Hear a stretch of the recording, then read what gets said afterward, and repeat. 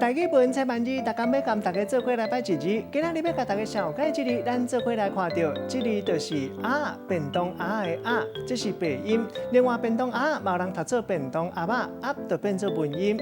鸭仔的鸭，鸭仔嘛有人讲是kheh-á，大部分拢是铁做的，或者是纸做的，有挂会当底物件。另外，鸭嘛是鸭仔底物件的单位，像咱讲食饼，带大家做伙来绍介这两个词。